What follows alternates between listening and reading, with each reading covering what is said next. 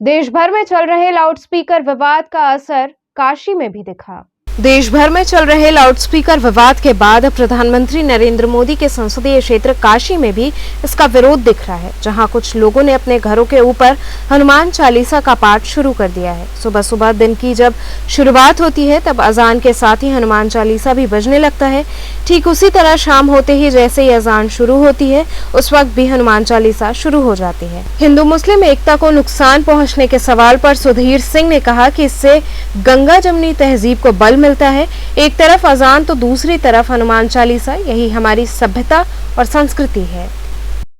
एक नई परंपरा का शुरुआत हुआ है, सुबह शाम हनुमान चालीसा, किस तरह देख रहे हैं इसको? ये नई परंपरा की शुरुआत नहीं हुई, बस हनुमान चालीसा सुबह शाम बजता था, इसे हमने 5 टाइम कर दिया। ये काफी पहले से हनुमान चालीसा बजाया जा रहा था। ये बाबा विश्वनाथ की नगरी, आपके पीछे संकट मोचन मंदिर भी है, तो किस तरह लोग इसको देख रहे हैं? ये मुस्लिम तुष्टीकरण की जो राजनीति होती चली आ रही थी और हमारे हिंदुओं को दबाया जा रहा था, हमारे धर्म को दबाया जा रहा था। अभी आपने देखा होगा पूरे भारत वर्ष में रामनवमी के दिन न जाने कितने जगह शोभा यात्राओं पे हमला किया गया, तो कहीं खतरा पैदा नहीं होता है। हम 5 टाइम अगर हनुमान चालीसा पढ़ते हैं तो ये खतरे की बात हो जाती है। हम अपने हिंदू भाइयों को जगाने का कार्य करते हैं। काशी विश्वनाथ मुक्ति आंदोलन के अध्यक्ष श्री सुधीर सिंह जी के द्वारा जो अलग जगाया गया है, इसे हम पूरी दुनिया में फैलाएंगे। बनारस के कितने मंदिरों पे लगाया जाना है? 101 मंदिरों पे हम लोगों ने चिन्हित किया है उसे लगाने का। कब से शुरुआत की जाएगी इसकी?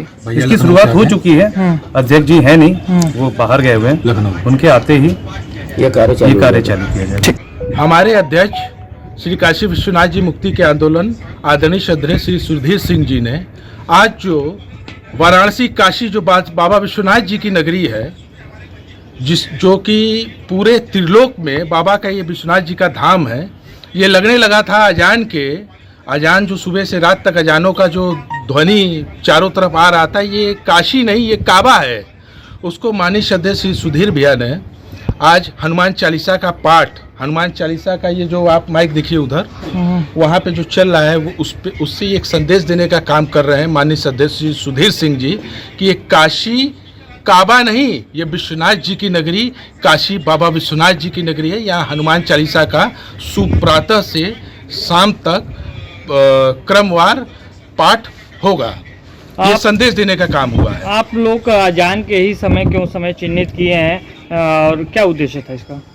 भैया उद्देश्य ये था कि आपका अजान सुबह से रात तक बज रहा था और हम लोग जहाँ जा रहे हैं वहाँ अजान का आवाज़, वहाँ अजान का आवाज़, तो मन में एक भावना आई कि पहले के समय में हम लोग के यहाँ अब का जो मॉडर्न जो परिस्थिति है, इस समय में लोग क्या कहते हैं, पहले जहाँ जाते थे सुंदरकांड का पाठ, रामायण का पाठ, चारों तरफ माइक भोपा सब लग के सुनाई देता था। अभी ये सब चीज़ सुनना बंद हो गया है, क्योंकि लड़के जो है फेसबुक के माध्यम से चारों तरफ एक डिजिटल दुनिया में प्रवेश करते जा रहे थे।